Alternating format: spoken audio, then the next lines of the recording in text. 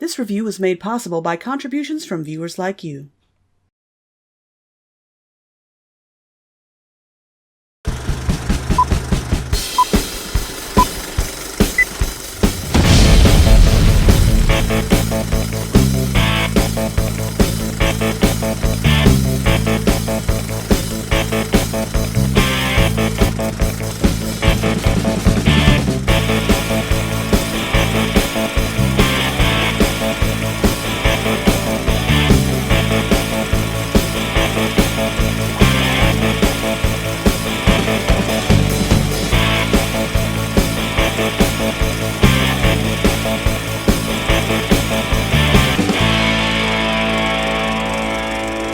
Hello everyone, and welcome to my 10th anniversary!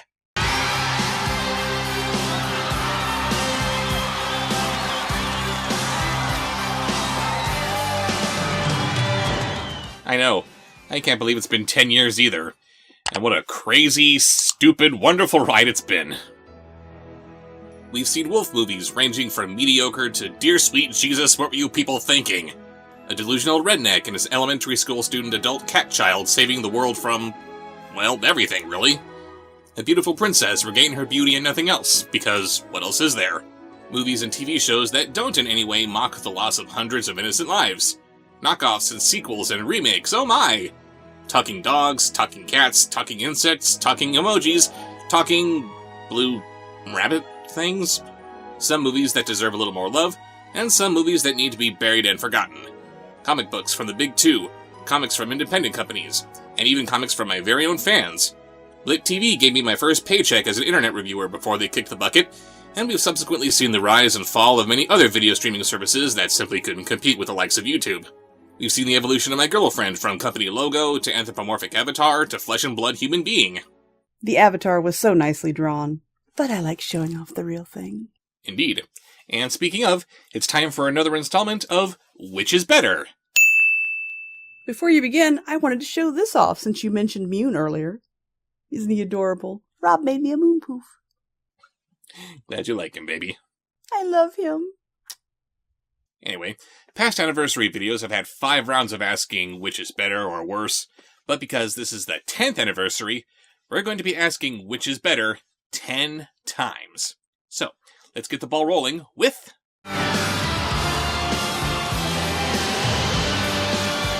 Which is better, Batman Begins or Man of Steel? I love Batman, as you can probably tell by how many reviews I have featuring him. He's my all-time favorite superhero, but, shock of all shocks, I actually love Superman too. He's the first and last word in what a superhero should be. Strong in his convictions and morality, always wanting to do the right thing, and an inspiration to be the best that we can be. Of course, heroes of this magnitude are going to be reimagined for every generation, so it only makes sense to compare their respective reboot movies. Batman Begins wanted to bring Batman back to his dark roots after the abysmal reception to the goofy antics of Batman and Robin, as well as show us a Batman as he might actually operate in the real world, as opposed to the stylized hyper-reality that Tim Burton created. What I especially love about this movie is that I went into it with the worst expectations. I didn't know Christian Bale or Christopher Nolan, so I had no idea what to expect from either of them. The addition of Morgan Freeman was absolutely terrifying since they cast him in one of the smallest, most insignificant characters in the Bat canon. Neither the Batsuit or the Batmobile, Tumbler, looked very impressive, the latter of which looked so huge in publicity stills that it looked like it had a top speed of 5 miles per hour. But then the movie came out, and it was amazing. It completely blew away my expectations in every respect. Since I very quickly grew to love Christopher Nolan's take on The Dark Knight, I was excited to see how he would fare in producing Superman's reboot, Man of Steel. Henry Cavill was an absolutely perfect choice to play Superman.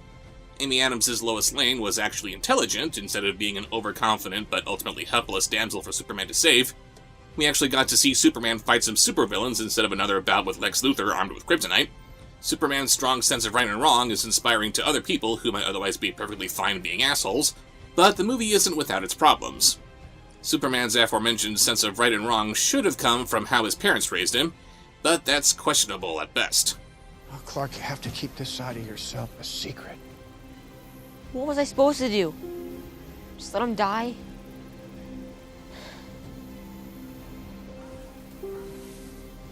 Maybe. The movie has very desaturated colors, adding to Superman's feelings of being alone and isolated because of his alien heritage. That's a nice artistic choice, but it's the wrong artistic choice, since Superman is supposed to feel so connected with his human roots that he'd rather seek moral guidance from some priest instead of doing something more practical, like consulting his father's AI in his crashed ship when the threat of General Zod comes a-knockin'. It makes the movie feel a lot more dark and depressing than it needs to be. That's fine for a Batman movie, but this is Superman we're talking about here. He needs to be inspiring and uplifting. Make the movie smile along with him. So, which is better? I love you, Superman, and you deserve more love, but Batman Begins. I'm so surprised that the Bat fanboy picked Batman. Yeah, the outcome on that one might have been a little predictable. But who could predict that I would ask you to do this next one? Wait, me?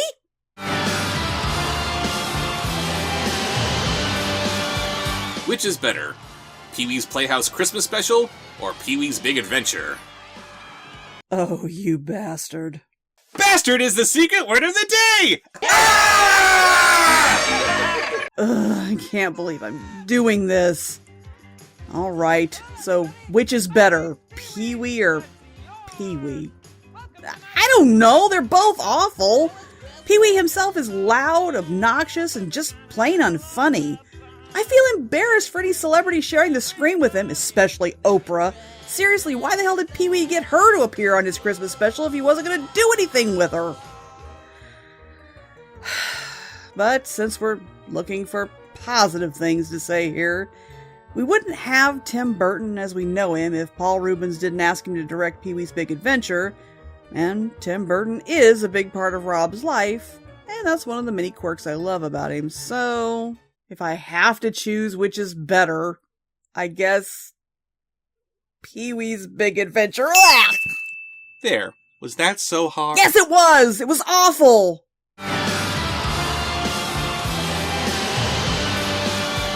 Which is better? Kubo and the Two Strings or Abominable? As I've mentioned in reviews past, it bugs me when Western filmmakers are making a movie for Western audiences, but if they need a little mystery or mysticism, they just throw in something from China and say, sure, that works, regardless of how little sense it makes. The best explanation for all things is time. Mysterious. Terribly mysterious. As such, Abominable was truly a breath of fresh air, since it portrayed Chinese people in a Chinese setting, but they were just doing people things that they could be doing anywhere.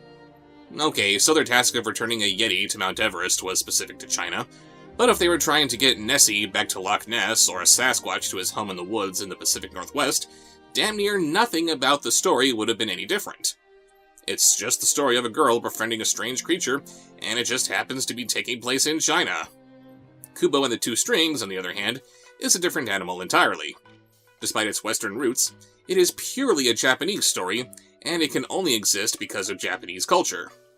Unlike too many other films of this nature that make me feel alienated from what's going on and why, this movie was very accessible and easy for me to consume. The story is informing me of what's going on, involving me without talking down to me, as opposed to every single anime I've seen that looks like it's trying to confuse me with its Japaneseness. It also goes without saying that the animation is jaw-droppingly beautiful, and it must be appreciated simply on a technical level, and if we didn't have this directorial debut of Travis Knight, it's entirely possible that we wouldn't have the Bumblebee movie. So, which is better? Kubo and the Two Strings. But which movie has Fluffy Baby?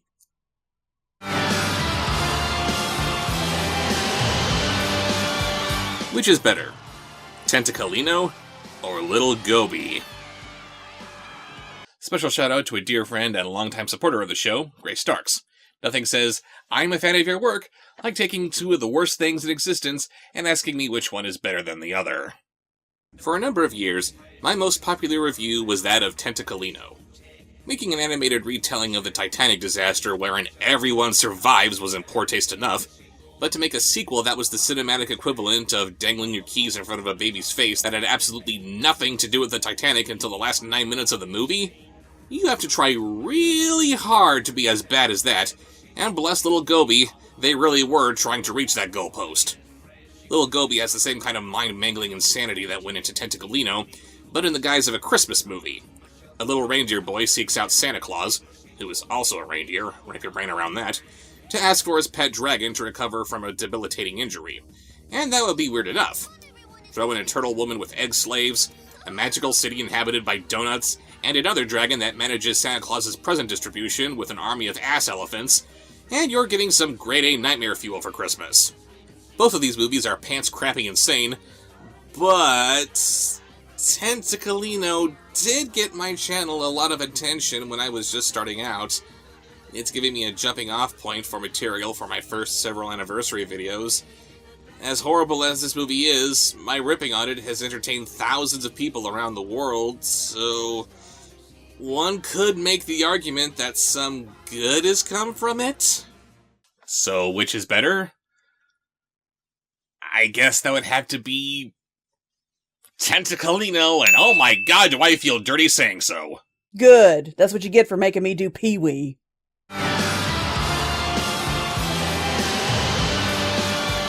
Which is better, Alpha and Omega or Pup Academy? Ah, the Alpha and Omega series. What a lovely little train wreck of a franchise.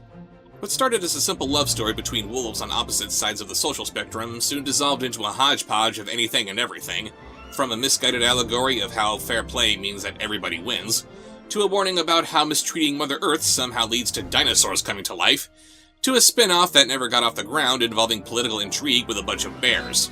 And of course, leading the charge in all of this were not the characters in whom we might have had some emotional investment, but their three hideous little hellspawn who exist for no other reason than to tell the kids watching at home that being defiant and insulting to their parents can only end in good. Then you have Pup Academy, which was basically nothing but, hey, what if we did Harry Potter, but with puppies? Say what you will about Alpha and Omega, but at the end of the day, at least it feels like they were trying to make actual movies here. They're still god-awful, there's no denying that, but they look like the result of something that was trying to be creative and interesting, while Pup Academy just relies on the same old shtick of putting animals in adorable costumes and throwing some CG lips over them, and getting it out there before someone realizes that it's shit that no one put any thought into.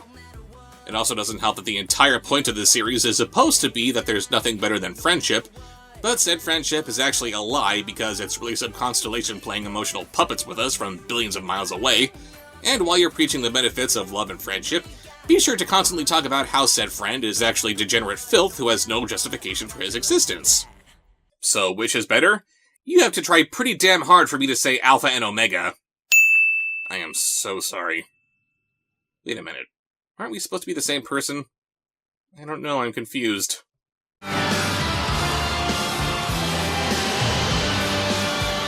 Which is better, the Barbie movies or the Swan Princess saga? It's ironic that I was reluctant to cover anything Barbie related since I felt I was unqualified to do so, having no personal experience with the property myself. But after seeing Barbie and her sisters in The Great Puppy Adventure, I found myself not as put off by it as I was expecting. It wasn't brilliant, but if I had daughters of my own and they wanted to watch it, I could actually enjoy it with them.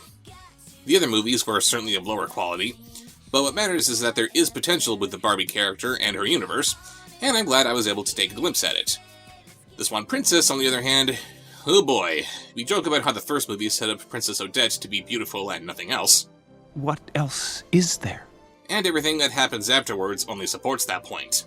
These could be the marks of friendly cinnamon-scented mice. The Swan Princess herself only became less and less of a character in her own franchise, making way for some annoying Mary Sue for the kids to identify with, since I guess little girls don't want to grow up to be princesses who are capable of doing anything and looking glamorous while doing it. Of course, the icing on this particular cake is the filmmakers throwing up their hands and admitting that they've run out of artistic integrity, as the last two most current movies at the time of this video's release are all about blatant pandering to the Chinese movie market. Our beautiful and nothing else heroine and everyone around her have to drop everything that they're doing just so they can help some Chinese royalty they don't know, and said Chinese royalty is treated with nothing but the utmost respect and dignity in a world that's otherwise inhabited by a bunch of clowns. Now that's a 10, Fang! A 10 all the way! Chicka chicka fang fang! Well, except for Fang. What the giggly, mystical, scenery-chewing hell was her deal? So, which is better? The Barbie movies. At least you didn't say anything about glitter queefs. And I jinxed it. Yes, you did.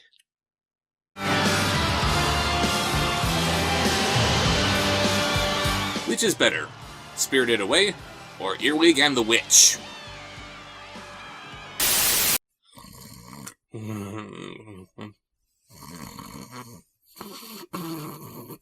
Hey, wake up! We're on! Huh? What? Hello out there.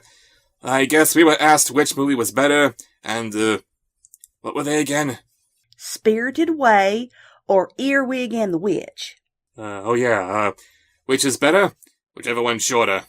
You said that last year. Say something else. Cripes. So, Spirited Away has a little girl who went someplace and met some people and a bunch of crazy crap happened. I can't remember, except for how confusing it all was. Earwig had an annoying girl who was adopted by annoying people who, I guess, were witches or something. And she ended up making her adopted family her slaves because... Since I'm able to remember a little more about Earwig, I guess that makes it the better movie? Oh my goodness, the Weepoos ain't gonna like this. You're on your own, mister. Which is better, How the Grinch Stole Christmas or The Cat in the Hat? I talked about the 2000 live-action Grinch with Jim Carrey when I was reviewing the newer animated film by Illumination, and while a lot of people don't care for it, I can appreciate what it wanted to do with the story. It shows all the Who's down in Whoville embracing the worst parts of Christmas, which is enough to roll the eyes of people who don't hate the holiday.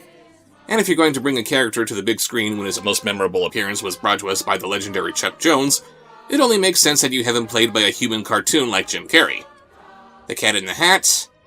This movie was just plain terrible. Mike Myers came off more like a slasher villain than anything else. The humor was awkward and uncomfortable, the kids were irredeemably annoying, and they made me cheer for Alec Baldwin for wanting to send one of them to military school. And say what you will about Jim Carrey's Grinch, at least that wasn't so terrible that it made Dr. Seuss's widow sue Universal Studios for making a live-action adaptation of Seuss's books ever again. So, which is better? How the Grinch Stole Christmas. I like it.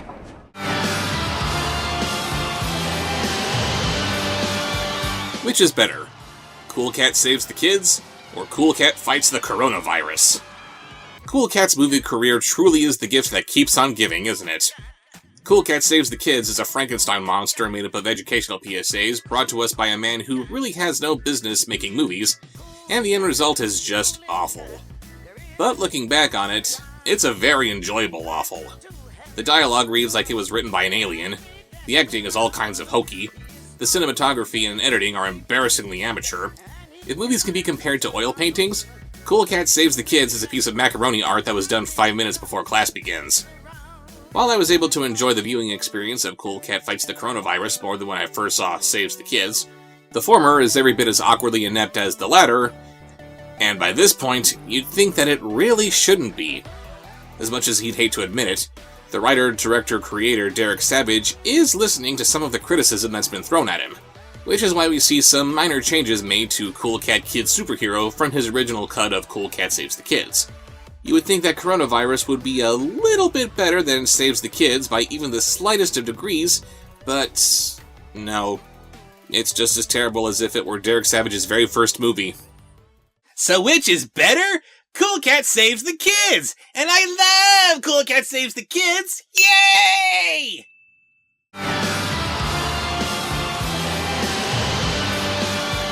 Which is better, Transformers the movie or Bumblebee? Transformers the movie is so much more than an 80-minute toy commercial.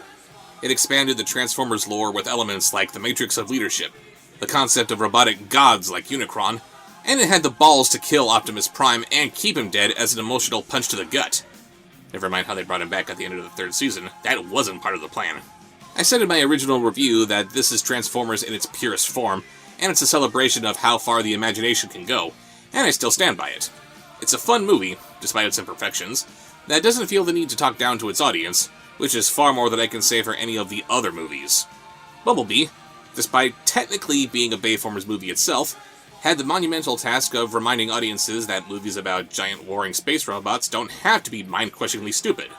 Remember when action movies could have complex characters, heartfelt moments, and be fun to look at instead of bombarding your senses with visual noise?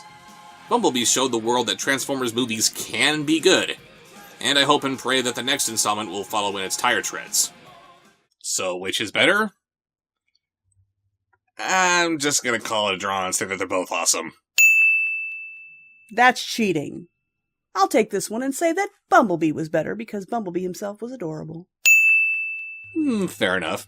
But now, I would like to raise my glass to you, my audience. Some of you have been with me ever since the beginning.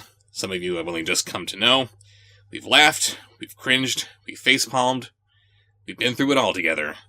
Be it through movie reviews, comic books, live streams, or riffs, we look forward to sharing this all with you for another 10 years. And with all of you watching, I know that the next decade is going to be a good one. To you. You know there's something you should know, so I'm gonna tell you so. Don't sweat it, forget it, enjoy the show. Working all day, now it's time to unwind. Kick back, relax, take a load off your mind. I'll be busting the moves and I'll be busting the rhymes. We'll be busting up laughing cause it's party time. Everybody's feeling fine cause it's party time. Party time, party time. Everybody's feeling fine cause it's party time. Party time, party time. Everybody's feeling fine cause it's party time. Party time, party time. Everybody's feeling fine cause it's party time. Party time, party time. Everybody's feeling fine cause it's party time. Well, just leave your troubles at the door, leave your worries behind. Leave the rest up to me, you're gonna like what you find. I'll be busting the moves and I'll be busting the rhymes. We'll be busting up laughing cause it's party time. Party time, party time. Everybody's feeling fine cause it's party time. Party time, party time. Everybody's feeling fine cause it's party time. Party time, party time. Everybody's feeling fine cause it's party time. Party time, party time. Everybody's feeling fine cause it's party time. Party time, party time. Everybody's feeling fine cause it's party time. Party time, party time. Everybody's feeling fine cause it's party time. Party time. It's party time.